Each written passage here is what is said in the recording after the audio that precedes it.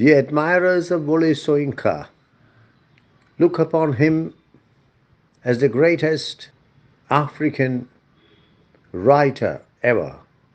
This may be disputed, but what cannot be disputed is that Wole Soyinka has made an immortal contribution to world literature. Soyinka is a novelist, a dramatist, a poet, an essayist, a critic, a social commentator, a political observer, a political activist, a producer of plays, a director of plays, a scholar, a teacher, a speaker. In fact, one can go on and on. Soyinka has collected numerous honors, including the Nobel Prize for Literature. And the Nobel citation states that he was awarded the honor for fashioning the drama of existence with poetic overtones in a wide cultural perspective. The poem under consideration, Hamlet, perfectly draws the idea behind this citation. It is about the drama of existence. It does have poetic overtones and it draws inputs from a wide range of cultural perspectives. The poem has a remarkable title, Hamlet. I like to tell my students it's a professor's title. It's a professor's poem. Only a professor of English could have easily chosen this title. Only a man with a passion for English literature, with an admiration for William Shakespeare, could have easily chosen this title, Hamlet. And Hamlet is perhaps the greatest drama in the English language. And its author, William Shakespeare, is perhaps the greatest dramatist in the English language. What is Hamlet about? Hamlet is about something being rotten in the state of Denmark. Something is rotten in the state of Denmark. What is the Soyinka poem about? The Soyinka poem is about something being rotten in the state of Nigeria and perhaps also in the continent of Africa. There is no doubt that this remarkable title is an extremely appropriate one. But perhaps I'm not wholly right when I claim that the title of the Soyinka poem alludes to William Shakespeare's great play. Because had it been so, the word Hamlet would have been italicized, but it is not, which means that the title of the Soyinka poem refers to the character rather than to the play. And we often say, what is Hamlet without the Prince of Denmark?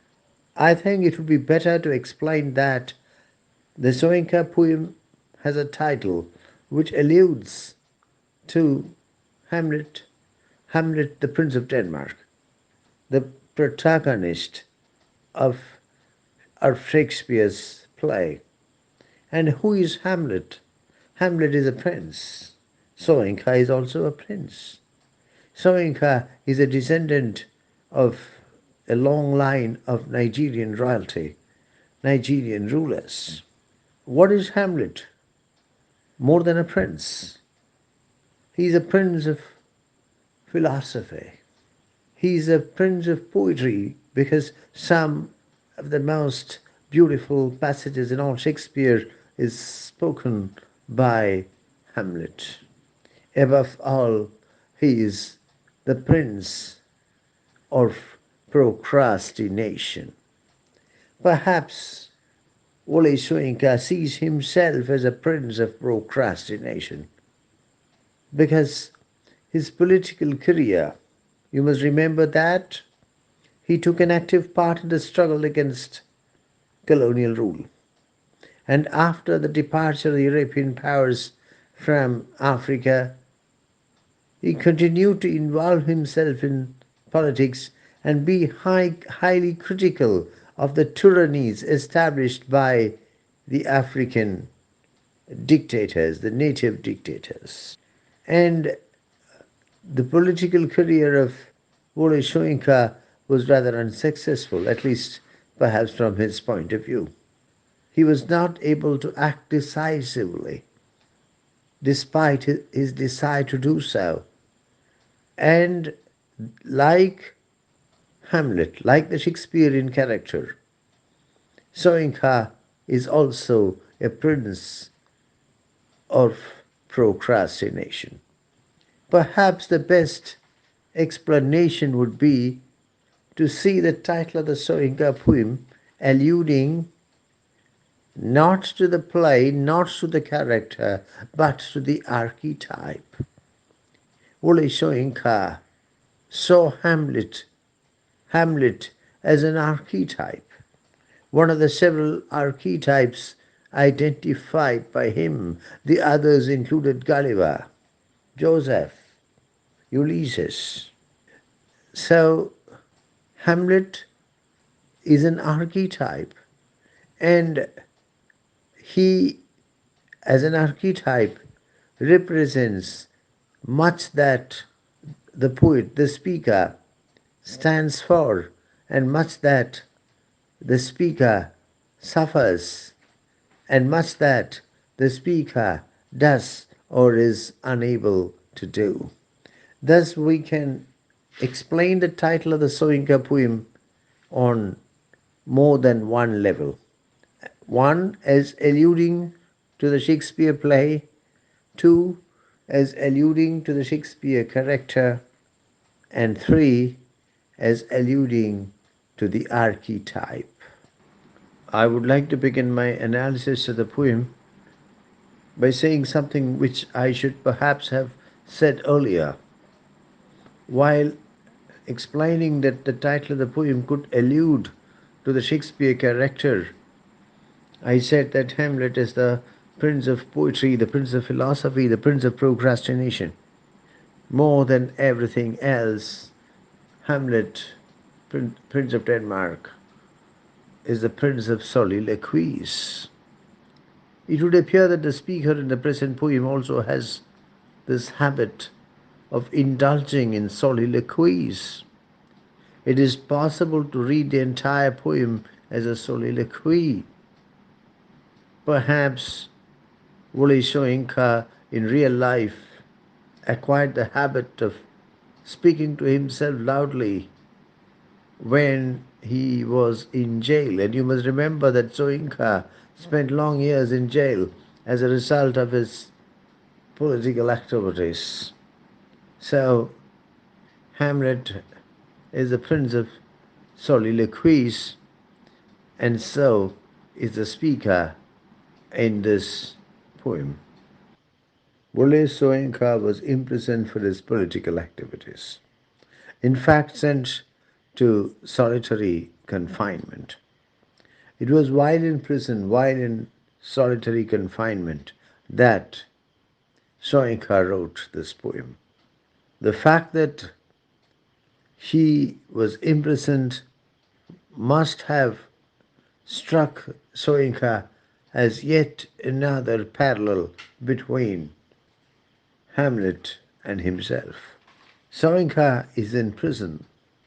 In Hamlet 2:2, if I am not mistaken, Hamlet the character, Hamlet the Prince of Denmark, declares that Denmark itself is a prison. Thus, we have numerous parallels. I think I've said it before, but I don't mind repeating it. In fact, I think I should repeat it. Hamlet, Prince of Denmark. Soyinka, Prince of Nigeria.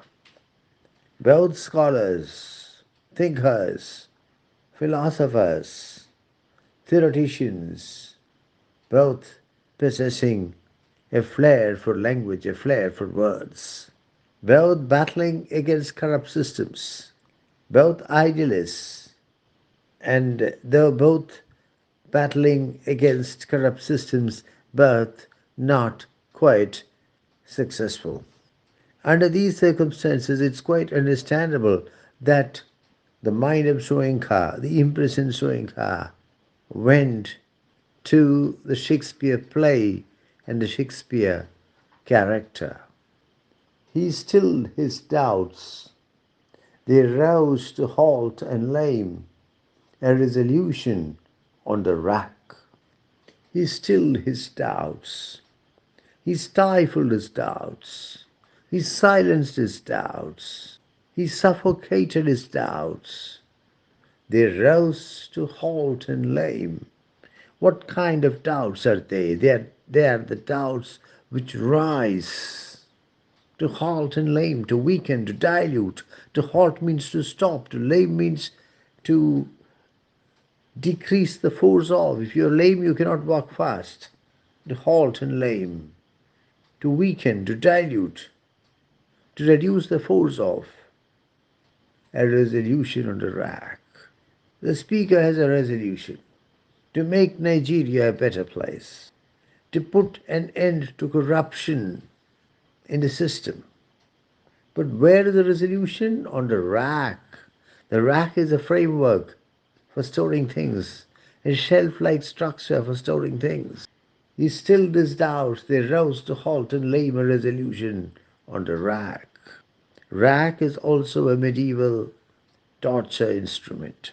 Is the poet trying to suggest that the word rack here is applicable in both its meanings? If so, these doubts have been torturing the speaker. He stilled his doubts. They rose to halt and lame a resolution on the rack. The resolution is on the rack, on the back burner, on the framework-like structure for storing things, on the shelf. But the speaker is able to still his doubts. Passion's flame was doused in fear of error. His mind's unease bred indulgence in the state's disease. Passion's flame was doused in fear of error.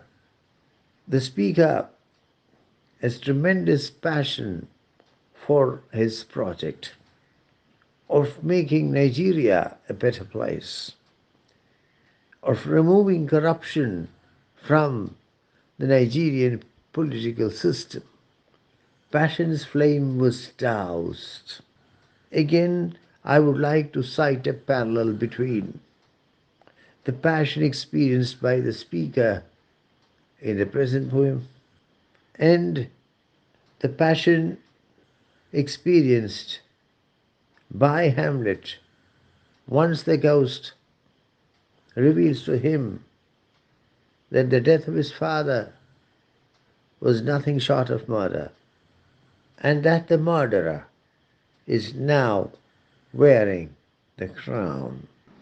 In the Shakespeare play, the Prince of Denmark is quite aware that his father, Hamlet Sr., had been murdered by his uncle Claudius, and that the murderer is also the usurper, and that the present King Claudius has no right to sit on the throne of Denmark. He also knows that the court of Claudius is extremely corrupt, that the political system of Denmark is based on unrighteousness. As a result of this awareness, Hamlet's passion is roused. It rises high like a flame, the passion to set things right, the passion to act as a corrective, the passion to put an end to corruption, the passion to remove the illegitimate ruler. However, passion's flame was doused in fear of error. To douse means to extinguish a fire, especially by pouring a liquid on it. It's like pouring water on a flame. Passion's flame was doused, extinguished by pouring water on it or some liquid on it. In fear of error. What is the liquid that is poured on the flame of passion here? Fear of error. Hamlet, Prince of Denmark, is unable to bring himself to action because he fears error. There are a number of theories on this, but I'm not going into them. But the basic reason why the Prince of Denmark becomes the Prince of Procrastination is that he fears making mistakes. He's not sure of himself. He lacks self belief. Something very similar can be said of the speaker in the Soyinka poem. A passion is roused in the speaker. He is quite aware of the corruption in the political system. He is quite aware that the present ruler is an illegitimate ruler. He has no right to rule. He is determined to change the system. But the flame of passion is doused, is extinguished, but like by pouring some liquid in fear of error. The speaker in the Soyinka poem also fears that he may be mistaken. Like the character in the Shakespeare play, he fears that he may commit some error. He lacks self belief. I would like to pause here for a moment in order to remember an old Sanskrit proverb, a short Sanskrit proverb. Samshaya Atma Vinashate. I repeat, Samshaya Atma Vinashate. Doubt is self-destructive. Fear of error can make one a good human being, can help one live circumspectly, but it cannot make one a great leader. Wole Soyinka may be a great poet, but he is certainly not a great politician. In fact, he is an utter failure as a political activist, as a politician. And the reason for his failure is found in the passage under consideration: fear of error. What lifts great leaders above lesser mortals is their absolute lack of fear of error, their infinite self-belief. If they had possessed the fear of error spoken of in this poem, they would not have conquered the world. Alexander, Caesar, Napoleon were able to conquer the world, or at least significant parts of the world, because of their tremendous self-belief, their infinite self-belief, their confidence in themselves, their conviction that error is something which occurs to other people. Error is something which does not come anywhere near them. His mind's unease bred indulgence to the state's disease. Unease means discomfort, the state of being worried. Unease means discontent. The speaker's mind is filled with worry, discomfort, discontent. And that results in his indulgence of the state's disease. Indulgence is special kindness, especially when it is undeserving, when it is not a good thing. The chief minister's indulgence towards his daughter. Indulgence historically means an order of the Pope effecting a remission of temporal punishment in purgatory for a sin committed by a Catholic. The widespread sale of indulgences was one of the abuses of the Catholic Church in the later Middle Ages. In Chaucer, we have the pardoner, the pardoner's tale. The pardoner with his indulgences, with his pardons, hot from Rome.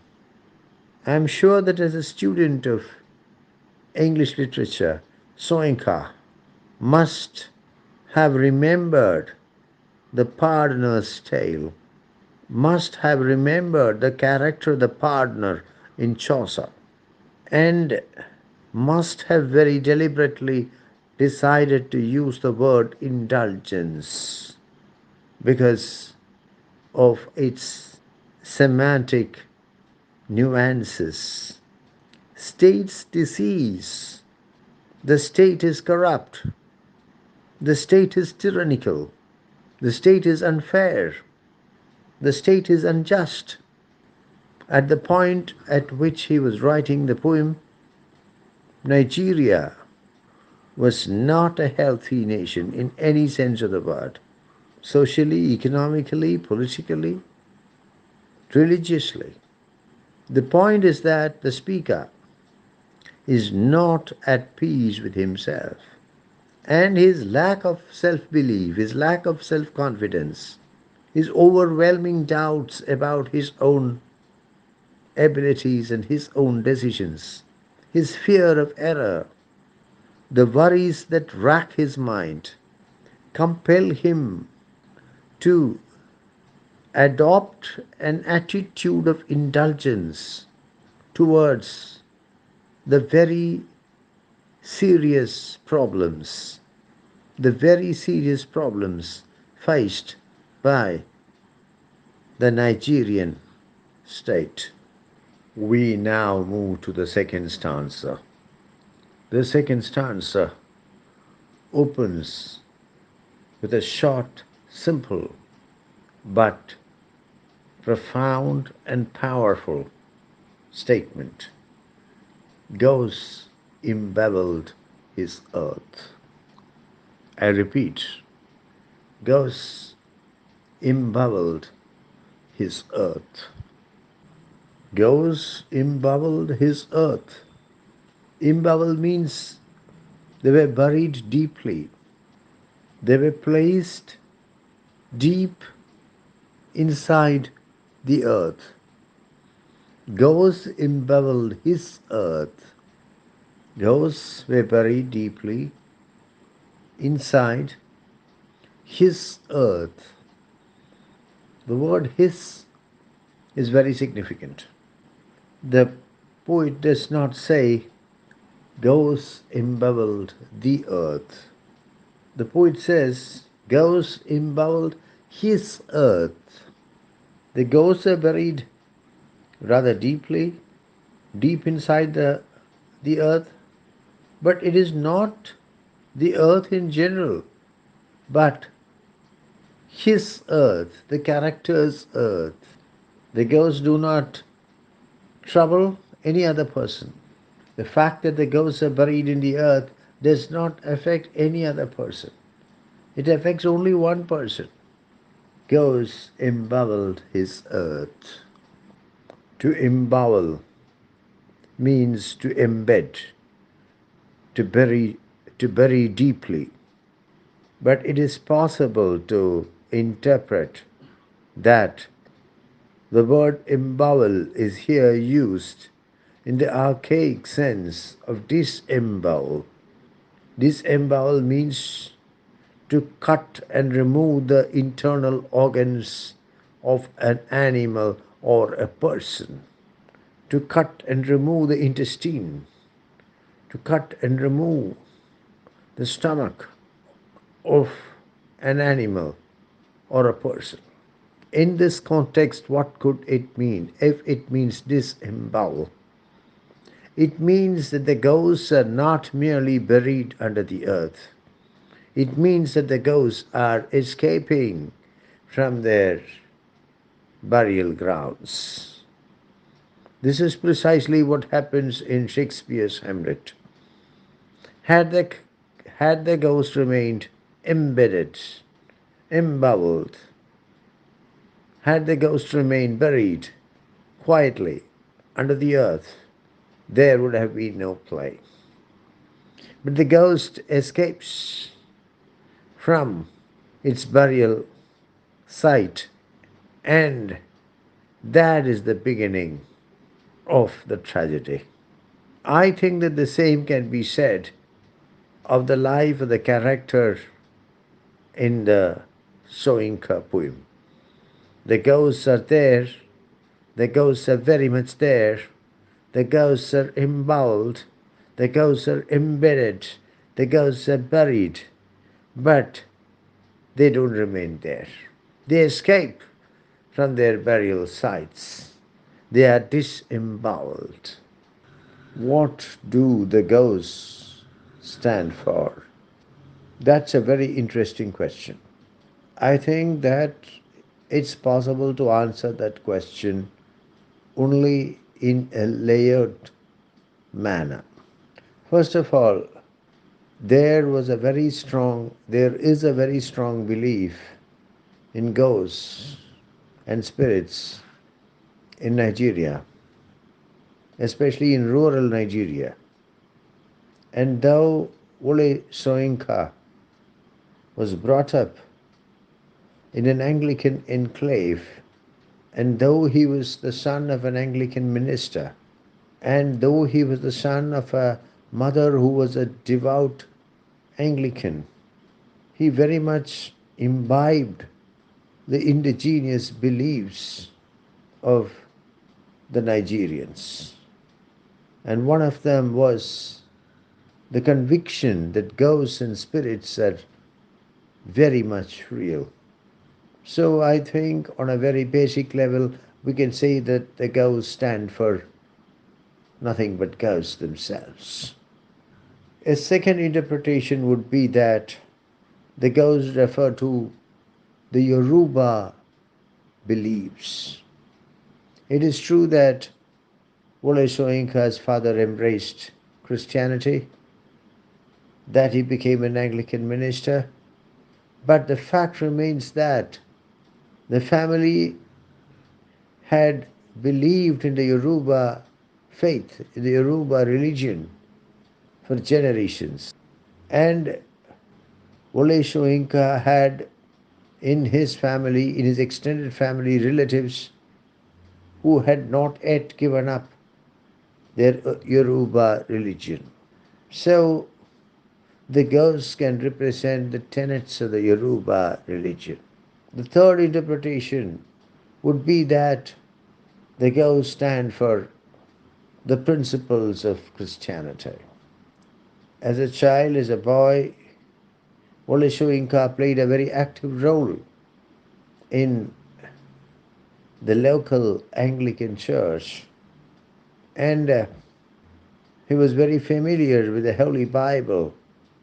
And so the principles of the Anglican faith, the principles of Christianity, became part of his mental makeup, and they are probably alluded to here as ghosts. You must remember that in the Bible it is said, I quote from the King James Bible, and unto him that smiteth thee on the one cheek, offer also the other.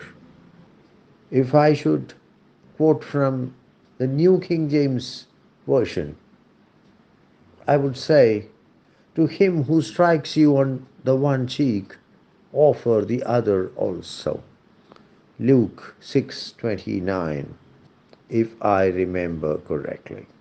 Finally, the ghost could allude to certain aspects of Wole Soyinka's personality and character, certain aspects of the personality and the character of Wole Soyinka which prevent him from playing the role, which inhibit him from playing the role he wants to play. So, why does he use the symbolism of ghosts to refer to these things? because these are the things which inhibit him, which prevent him from playing the great political role that he wants to play. He clung to rails in a gallery of abstractions, rather difficult to explain. He clung to rails. Rails are bars, horizontal bars, supported by vertical bars, used as fencing, used in order to indicate the difference between one area and another, used as handrails for support. What does the man here do? He clung to rails. He feels as if he is going to fall down or lose his sense of balance. And so he holds on to the rails with all his strength. Clung. He clung to rails in a gallery of abstractions. What powerful words they are. Gallery is a place where you display pictures, a room, a building, where paintings, artifacts, art items are displayed. Gallery of abstractions. Gallery can also mean a raised area, a balcony, as in a theater, the gallery, or in a church, the gallery. Gallery of abstractions. Abstract is the opposite of concrete. Abstractions here, I think, means ideas, ideologies, philosophies, concepts, theories, rather than events, activities, real life incidents, rather than what takes place in the real world. What does the poet say? He clung to rails in a gallery of abstractions. It is as if the man feels dizzy. The man is losing his sense of balance. The man fears falling from the balcony. And so he clings with all his might to rails in a gallery of abstractions. What does the gallery of abstractions represent? The man is very well read. He's a great scholar, he's a great philosopher, and he is very familiar with theoretical formulations, with ideological paradigms, and he tries to draw sustenance, desperately tries to draw sustenance from the theory in order to fuel the action, in order to justify and strengthen the action. What is the picture that we get here? Of a man profoundly learned in the theory part, who is totally unfit for the action part. Perhaps that is the problem. He is too well read, he is too learned, he is too well informed. His head is full of theory, philosophy, ideology, abstractions, and they are of no use in the real world. He is a very powerful ideologue, philosopher, theoretician, but he is a miserable failure as a politician, as a man of action. Dissecting tales as told by an idiot. Told by an idiot is in single quotes. Dissecting tales. To dissect means to cut open carefully in order to carry out a scientific study, in order to gain a systematic understanding. Dissecting tales. You must remember that Soyinka is writing these words sitting in a jail room, in a prison room. He is in solitary confinement, dissecting tales, the stories of his experience, the stories of his life. He is trying to analyze his experiences and trying to make sense of them, dissecting tales as told by an idiot. And he is not able to make sense of them. It appears to them that the tales are tales told by an idiot. There are no connections, there is no logic, there is no justice, there is no fairness, there is no equity to what happens to a person in life, particularly when one is a political activist. Dissecting tales as told by an idiot. Dissecting tales as told by an idiot. The contrast is between the gallery of abstractions, the theoretical frameworks, the philosophical paradigms, and the ground reality, and the actual action, and the real life experiences. On the one hand, you have the abstractions, and on the other hand, you have the concrete experience.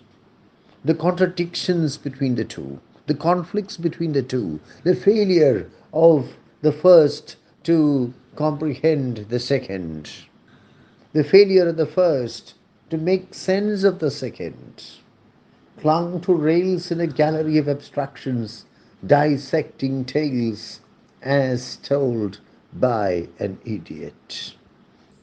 The poet has put the words told by an idiot in quotation marks. This is to confirm the fact that he has borrowed the words from somewhere, told by an idiot. Of course, he has borrowed it from Shakespeare. The poet has lifted it from Macbeth, from 5-5 of Macbeth, from the most famous soliloquy in Macbeth, 5-5. And Macbeth speaks these lines when he is informed of his wife's death. The soliloquy begins with the words tomorrow and tomorrow and tomorrow. In the passage, Macbeth proclaims the futility of life, the monotony of life, the misery of life, the meaninglessness of life. Step by step, day by day, we move towards annihilation, towards death. And essentially, life is a tale told by an idiot, signifying nothing, full of sound and fury, signifying nothing. Sitting in his prison cell, the speaker, the character, seems to agree with what Macbeth says. He realizes that ultimately everything is nothing. Thus, the poet brings in not merely Hamlet but also Macbeth into the poem. As I've already said, it is a professor's poem, a scholar's poem. The poet is a scholar who cannot think except through Shakespeare, it would appear.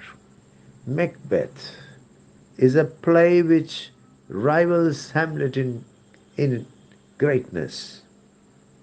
And the poet has successfully woven Macbeth into the texture of the poem. This is very interesting. The poet brings in Hamlet, he also brings in Macbeth. As I've already said, this is a professor's poem, a scholar's poem.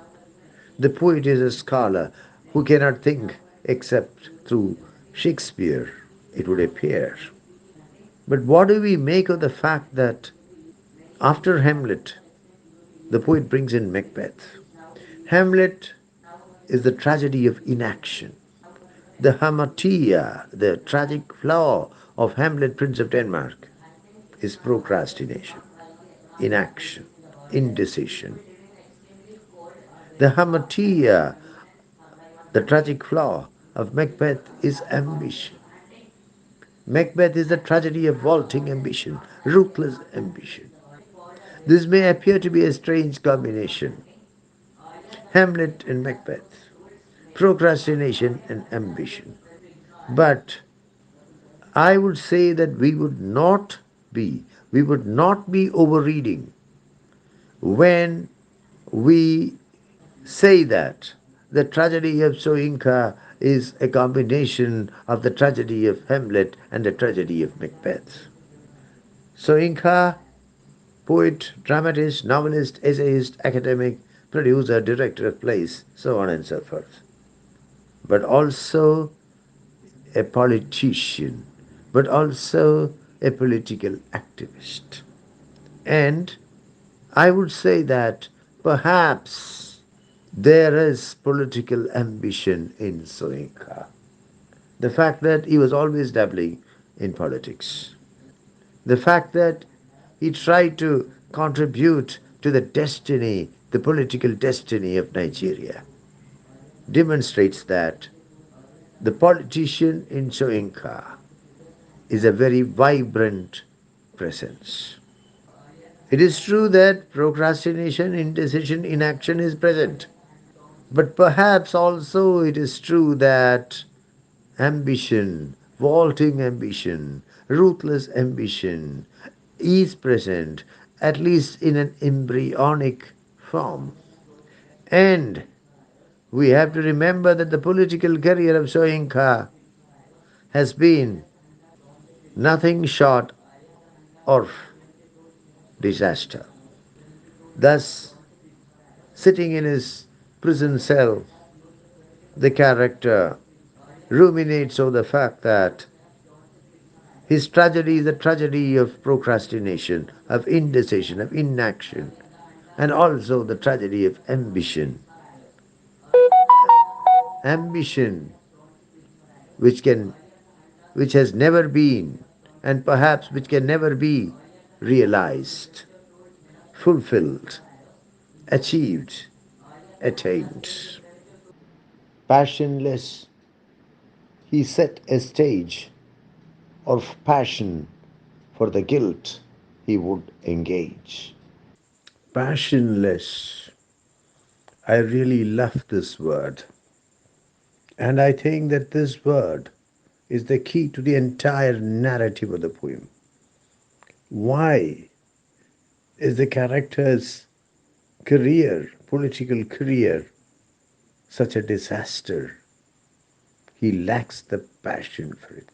In fact, I think the real reason why most people fail in what they do is that they simply lack the passion, the passion that is required.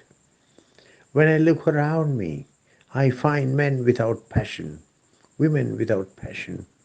If you have passion for something, then you have infinite energy. You can put in unending effort, and there is unlimited excitement. But the problem is that you don't have the passion. I'm tempted to work out a comparison between the concept of D.H. Lawrence in his essay, Why the Novel Matters. Why the Novel Matters. Why the Novel Matters. In it, D.H. Lawrence brings up the concept of man alive. Man alive. The difference between the hand of the man and the pen that the hand holds is that the hand is alive while the pen is dead. Man alive. And in politics, you cannot succeed, you cannot even dream of succeeding if you don't have a passion for it. Great leaders become great leaders because they have the required passion. Look at the great leaders, the great conquerors of the world. Alexander, Caesar, Napoleon, where would they have been had they not had the passion? And politics is a tricky business. In his essay of Great Place, Francis Bacon says it is a strange desire to seek power. It is a strange desire to seek power. Politics is a tricky business, and unless you have a passion for it, you cannot succeed in it. Politics is not everyone's cup of tea. I repeat, politics is not everyone's cup of tea. If I may be permitted a topical allusion, in India today there are two leaders. The elder one is much more successful. Politics is the breath of his life. 24/7, 365 days a year, he plays politics. I don't think that he has ever gone on a vacation. I don't think that he has ever taken a holiday. And his career has gone from strength to strength. On the other hand, his rival, a much younger man, does not seem to enjoy politics. He simply lacks the passion for it. And I understand that when the elder man addresses 5 or 6 election rallies per day, the younger man addresses only 2 or 3. He simply does not have the stamina for it. And I would say that if you have the required passion, the stamina will automatically come. If you say you don't have the required stamina, it only means that you don't have the required passion. And this man, I hear that he suddenly breaks his election campaign and goes on jackets to foreign countries. He enjoys going on vacations much more than anything else. No wonder he is much less successful than the elder man. I don't want to name the two leaders, but I'm sure that you have been able to identify them. The elder man is married, but he does not have a family life, which is very good from the point of view of a career politician. The younger man is not married, but that does not make any difference to his involvement in politics. The difference between the two, the difference between the success and the failure is passion. The presence of passion and the lack of passion. Passionless, he set a stage of passion for the guilt he would engage. What a devastating cocktail of emotions. We began with indecision, the indecision of Hamlet. We moved to ambition, the ambition of Macbeth. Then we turned to passionlessness, lack of passion. And now we find guilt, a devastating cocktail of emotions. Indecision, ambition, lack of passion, and now guilt. There's nothing more you need to be defeated. There's nothing more you need to be a failure. Passionless, he set a stage. Set a stage means made arrangements. He prepared the ground. Of passion for the guilt he would engage. The man has no passion for politics. Still, he prepares a stage of passion. For what? For the guilt he would engage. He comes to grips with his own guilt. And in order to come to grips with his own guilt, He prepares the stage of passion, guilt, a very dangerous emotion in one's personal life. And if you're someone who feels guilty of often or even occasionally, politics is not your cup of tea. I once told my students that I felt guilty. My students asked me, Sir, did you ever feel guilty? Have you ever felt guilty in your life? I said, Yes, once. I kicked my wife. And then I felt very guilty about it. Even now, I feel guilty about it. I kicked her. How bad. I kicked her only once. I should have kicked her 10 times. This is, of course, in a lighter vein. Lighter vein. Feminists, please excuse me. Maybe this sounds too misogynistic and misogynistic. I don't know. Forgive me if this is not in good taste. The point I'm trying to say is that if you want to succeed in politics, there should not be even the slightest element of guilt in your mental makeup, in your psychological makeup. And here is a man who prepares the stage of passion in order to come to grips with guilt, in order to come to grips with his guilt, in order to engage with his guilt. Look at the great leaders of the world, Alexander, Caesar, Napoleon. They very cheerfully sent thousands of men to death, did not feel guilty about it. Believe me, no great leader, no true leader feels guilty about anything he does. And if he's someone who feels guilty about his decisions or worries about the consequences of his decisions, he would not be in the position he is now.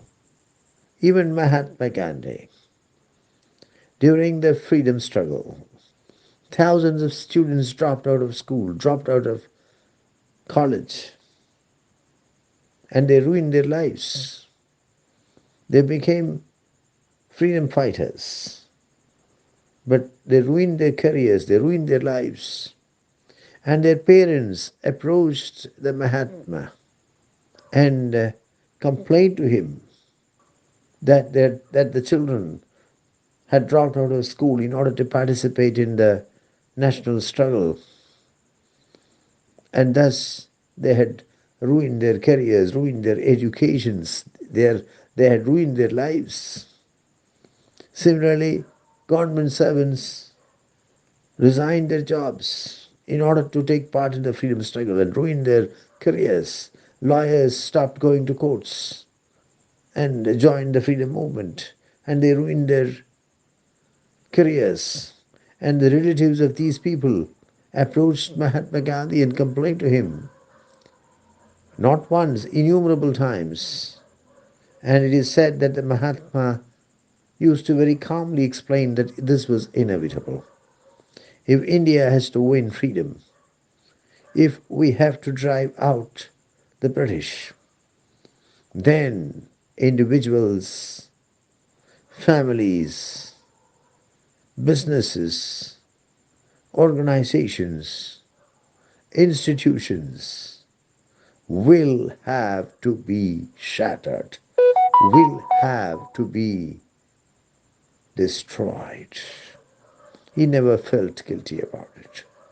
And immediately after independence, there were the partition riots, and Gandhi became a very unpopular man.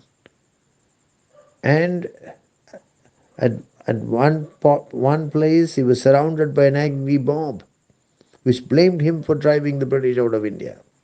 Because those who had gone through the harrowing experiences of partition, of the riots, felt that it would have been better if the British had not left India. And it is said that somebody in the mob shouted at Gandhi, go to the Himalayas. And he replied, my Himalayas is here. He was unshaken. He was unshakable. The point I'm trying to say is that guilt has no place in the psychological makeup of the politician. The guilt he would engage. I don't want to discuss this word guilt threadbare because guilt is a very personal emotion. The problem with the character is that his involvement in politics, for a number of reasons, unleashes the emotion of guilt in him, and he has to engage with it. I think we can relate the guilt here in the last line of the stanza to the ghost in the first line of the stanza. Ghosts embabbled his earth, the guilt he would engage. The problem is that the character is overwhelmed with a sense of guilt, that he is surrounded by ghosts, that he is a haunted man. He is simply not cut out for politics. That is the problem. He is simply not cut out for politics. As I said, we find in the character a devastating cocktail of emotions: indecision, ambition, lack of passion, and guilt. No doubt, as a politician, he is a disaster. We now move to the next answer. Justice despaired. The turn and turnabouts of reason danced default to duty's counterpoint, till treachery scratched the slate of primal clay. Then metaphysics waived a thought's delay. I think I should stop here. I shall read the lines again. Justice despaired. The turn and turnabouts of reason danced default to duty's counterpoint, till treachery scratched the slate of primal clay. Then metaphysics waived a thought's delay. It is not possible to comprehend these lines fully without relating it to Hamlet. To Hamlet 5:2. But for starters, I shall try to explain the lines without referring to Hamlet. And then we shall try to see how Hamlet 5:2 contributes to the semantic richness of the passage. Justice despaired. To despair means to feel a loss of hope, to feel helpless. The basic problem with Nigeria in particular and Africa in general is that even after the departure of the colonial powers, there is no justice. Not just that there is no justice, there is no hope of justice. Justice despaired. The turn and turnabouts of reason danced default to duty's counterpoint. The turn. Turn is to move in a circular manner, partly or wholly. Turnabout means to execute a reversal. The turn and turnabouts of reason. Logic has its own turns. Logic executes turns and turnabouts. Reason can justify anything. You can do whatever you want and then say that that is the most reasonable thing to do. The turn and turnabouts of reason dance default to duty's counterpoint. Counterpoint means contrast. Duty's counterpoint. On the one hand, you have duty. You know what is to be done. You know that it is your duty. On the other hand, you have reason. And the reason executes turns and turnabouts. And as a result of the turns and the turnabouts of reason, there is default to duty's counterpoint. Counterpoint means contrast. To put it in a very simple way, as a result of the excessive use of reason, duty is not being carried out. Till treachery scratched the slate of primal clay.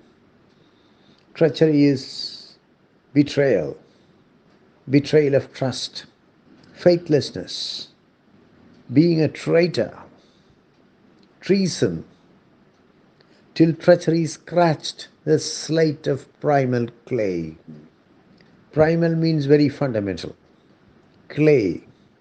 Clay, I think, here refers to the body. Because in the Bible it is said that we are all made of sand, we are all made of clay. When treachery scratched the slate of primal clay, it's like scratching something on a slate with a slate pencil. Then metaphysics waived a thought's delay. Metaphysics is a branch of philosophy. Metaphysics stands for philosophy, for intellectuality, for reason, for ideology. Metaphysics waived. To waive means not to demand something which can be demanded. If a fine is waived, it means you don't have to pay the fine. If attendance is waived, it means you don't have to attend. Metaphysics waived a thought's delay. Even the delay of a thought. Even the thought is very fast. We say light is fast, but thought is faster than light.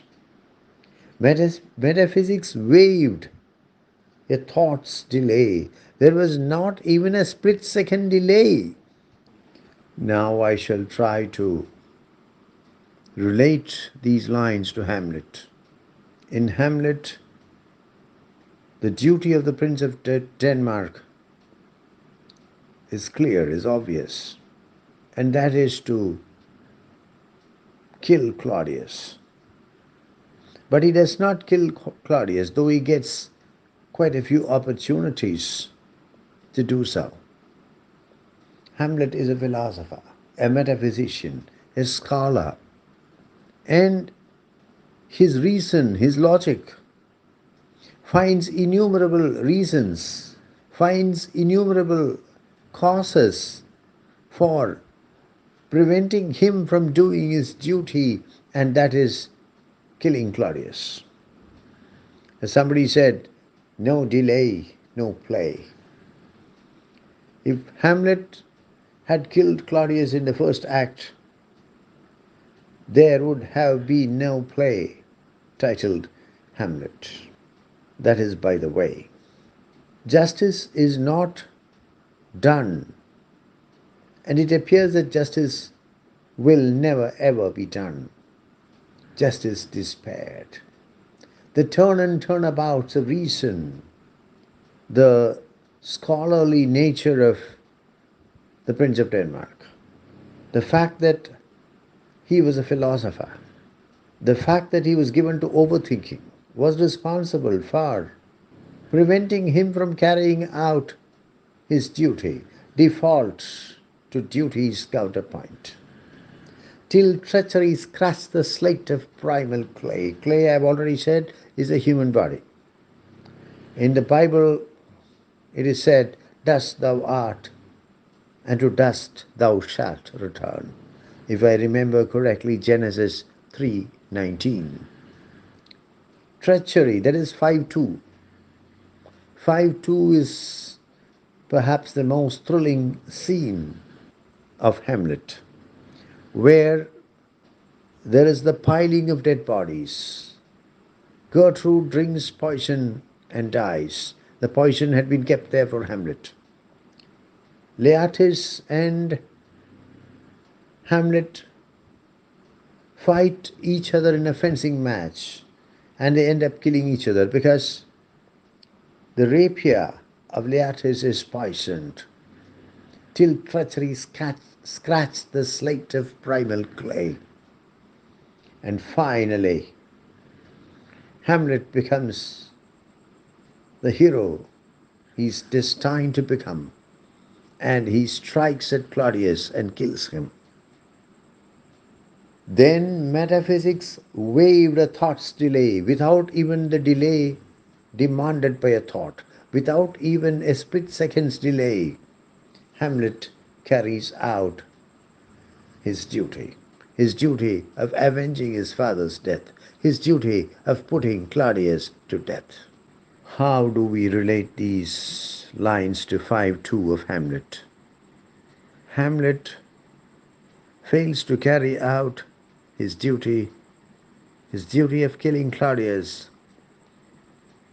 act after act and scene after scene. He lets go every opportunity that comes to him.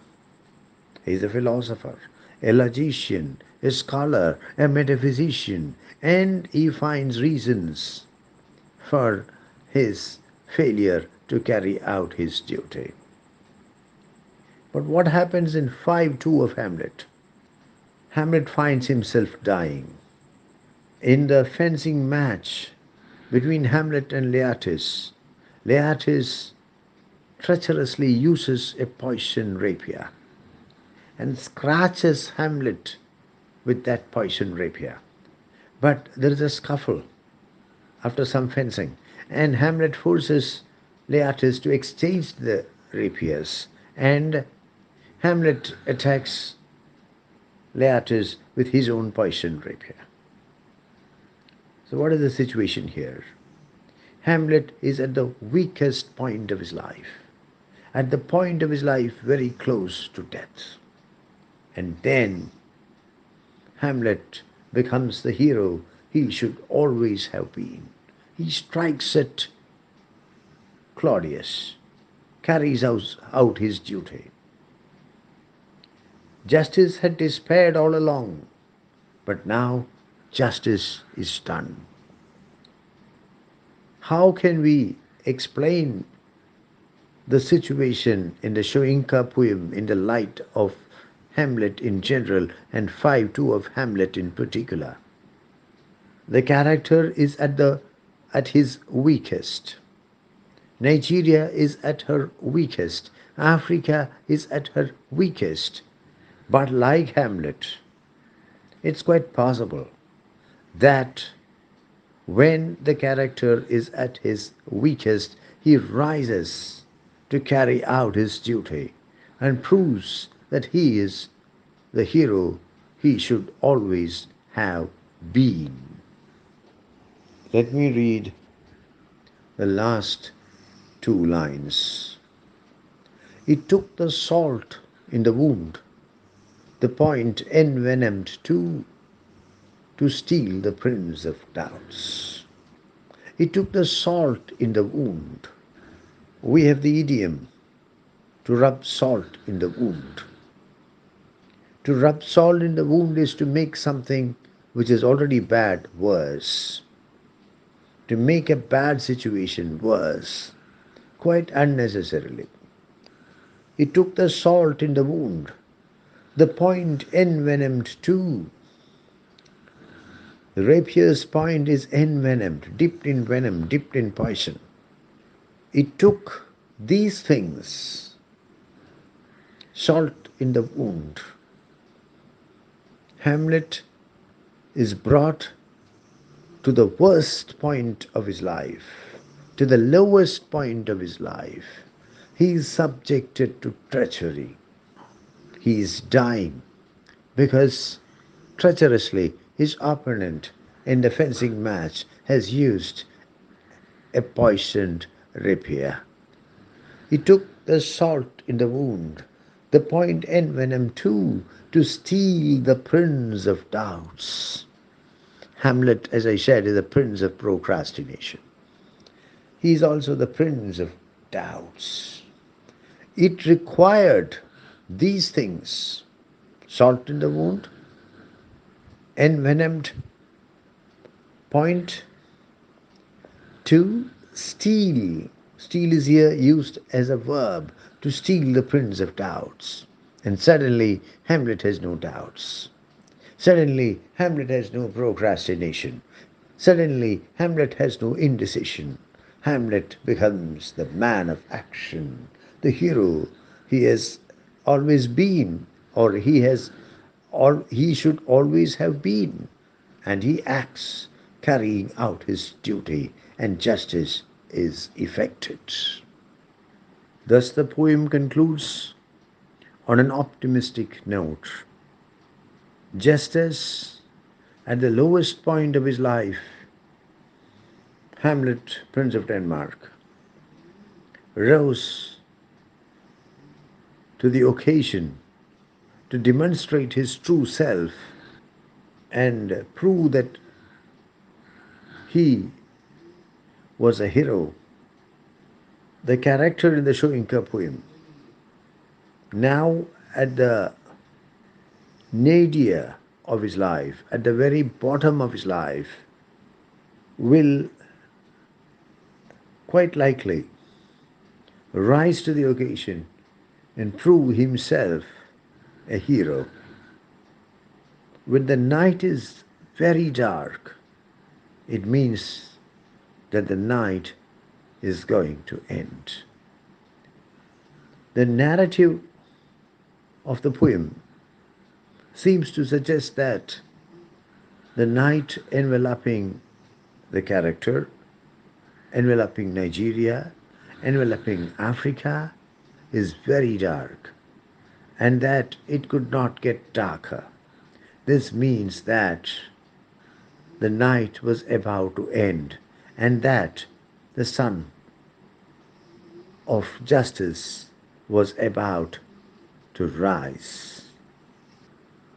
There is no doubt that the poem under consideration is a powerfully autobiographical poem. Wole Soyinka had been a political activist even as a very young man, and had taken part in Nigeria's freedom struggle. But the departure of the colonial powers did not bring any kind of well being to Africa in general, and Nigeria in particular. The regimes that followed the withdrawal of the colonial powers turned out to be corrupt, tyrannical, cruel, exploitative, and Soyinka was compelled to work against them. As a result of his political activism, Soyinka was imprisoned, in fact placed in solitary confinement. And it was when he was in solitary confinement that he wrote this poem. So there is no doubt that it is a highly autobiographical poem. In fact, the poem has an alternative title, Nigeria as a Prison. Hamlet, Nigeria as a Prison, confirming the strong autobiographicality of the poem. Without any exaggeration, we can say that nobody except Wole Soyinka could have written this poem, because the experiences that are embedded in the poem are highly personal, highly autobiographical. The bitterness of a political activist who is unable to rise to the occasion, the despair of a politician whose career as a politician, whose political career has been a devastating failure, are graphically captured by the lines of the poem. Having said that, I would like to suggest that it would be too naive to find a complete and comprehensive identification between the protagonist of the poem and Wole Soyinka in real life. Because the fact is that even in the most autobiographical poems, there is always at least a slight but significant difference between the person and the persona, between Wole Soyinka in real life and the persona of the character in the poem. In order to amplify on this, I would like to cite the example of William Wordsworth's very famous poem, widely prescribed in school and college textbooks, Daffodils. I wandered lonely as a cloud. There is no doubt that it is based on personal experience. And it has been recorded that it is based on personal experience. But it would be too naive to identify the person completely and comprehensively, the person of William Wordsworth, the person of the poet, with the persona of the speaker in the poem. To return to Wole Soyinka's Hamlet, it is a strongly autobiographical poem, and it would not be the very powerful poem it is but for its autobiographicality. But there is no absolute identification between the person of the poet and the persona of the character in the poem. We come across a number of striking and sharply etched images in the poem. The most important images are the images related to the human being, to the human body. Lame, disease, primal clay, mind. There are also very fundamental images such as flame, ghosts, earth, clay, steel. On the whole, we can say that the images are very appropriate. They contribute significantly to the totality of the effect of the poem, to the holistic effect of the poem. This is a very interesting question. Shakespearean influence. The Soyinka poem is soaked in Shakespeare. The poem itself is titled Hamlet, and the poet has heavily borrowed from the play images, narratology, and he makes brilliant but brilliant indirect use of the climax of the play, 5-2 of the play. Not just Hamlet. The poet brings in Macbeth as well. The language is heavily influenced by Shakespeare, and some words, some phrases are directly borrowed from Shakespeare. As I've already said, this is more a professor's poem than a poet's poem. There is no doubt that the poet is a professor, and a professor of English at that. He does know his Shakespeare. And whenever he tries to write, he is compelled to write through Shakespeare, through the narratology of Shakespeare, through the vocabulary of Shakespeare, through the imagery of Shakespeare, through the ideas of Shakespeare. And it has to be accepted that Soyinka makes brilliant use of his profound knowledge of Shakespeare. It can be concluded that if there had been no Shakespeare, there would have been no Soyinka poem titled Hamlet. Let us take a look at the technical aspects of the poem. We can begin with the title. The title is, of course, borrowed from Shakespeare. We shall discuss the title in greater detail later. The poem consists of 14 lines. It's a sonnet.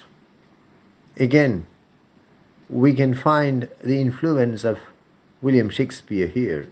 In fact, these are things I should have perhaps said while discussing the influences of Shakespeare on the poem, the title, and the fact that the poem is a sonnet.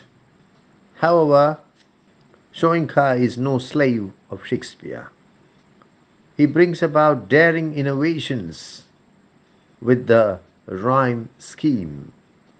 Instead of following the Shakespearean rhyme scheme, he follows his own rhyme scheme, which is AA, BB, CC, DD, EF, GG, FE.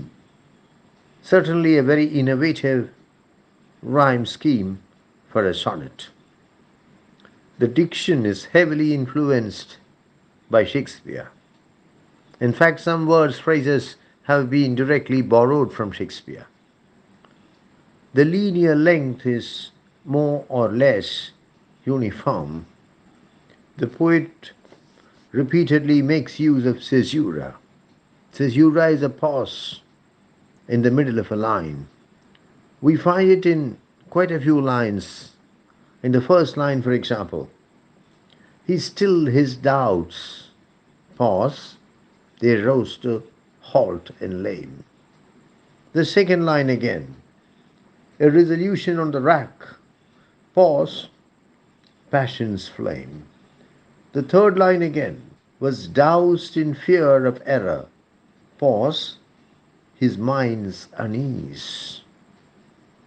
The images are striking and sharply etched, and they are discussed in some detail elsewhere. The poet makes use of alliteration, repetition of consonantal sounds, as for example in line 2, a resolution on the rack, or line 3, fear of error. In both cases, the R sound is repeated. As we have seen, the poem is a sonnet. We can say that it's a Shakespearean sonnet. The poem is organized in 3 stanzas of 4 lines each and concluded by a couplet. Thus we have 3 into 4, 12 lines plus 2 lines, the couplet, 14 lines. Soyinka's Hamlet is a little great poem.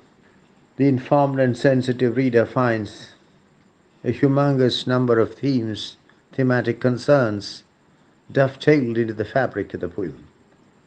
Doubt and certainty, resolution and action, passion and passionlessness, fear and courage, right and wrong, ghosts and real people, the abstract and the concrete, justice and injustice, guilt and lack of guilt, reason and unreason, faith and faithlessness, faith and treachery, physical pain and mental distress, philosophy and practicality, procrastination and immediate action, the individual and the state. man and society, philosophy and politics, learning and the real world, knowledge and the real world, scholarship and the real world. I would like to wrap up the discussion by bringing to your attention a quote from Wole Soyinka. The man dies who keeps silent in the face of tyranny. This is the great message that the poem under consideration has to deliver.